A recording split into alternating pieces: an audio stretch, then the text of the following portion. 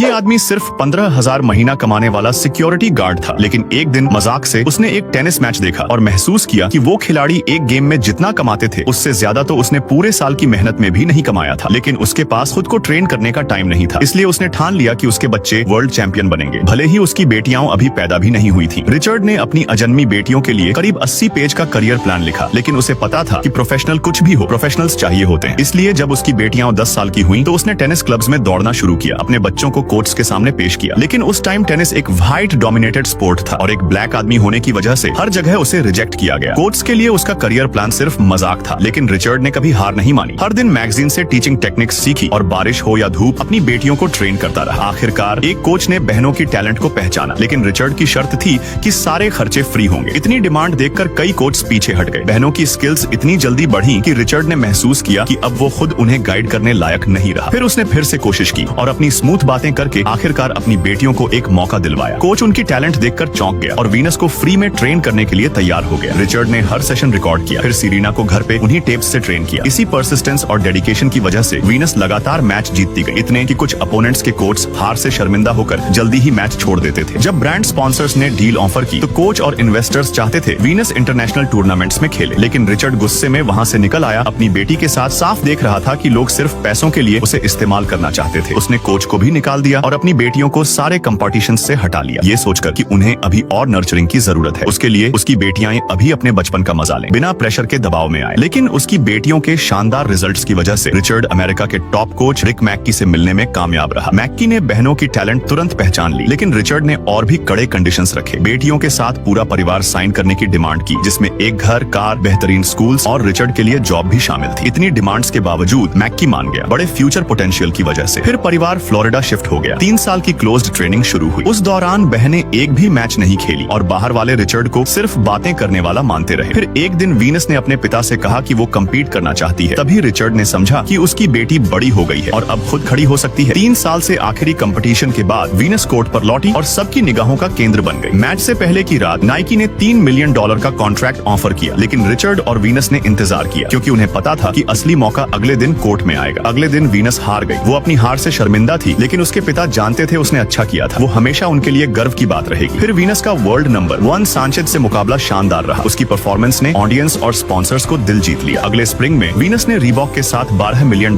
का contract sign किया। वहीं सीरीना जबरदस्त प्रेशर में भी बड़ी हुई और 23 ग्रैंड स्लैम टाइटल्स जीती। टेनिस हिस्ट्री की ग्रेटेस्ट प्लेयर मानी गई। जल्दी फेम मिलने के मुकाबले रिचर्ड हमेशा मानते थे कि सब्र, परिवार और एजुकेशन असली चाबी है। यही था उनका सीक्रेट 2 टेनिस लीजेंड्स को पालने का।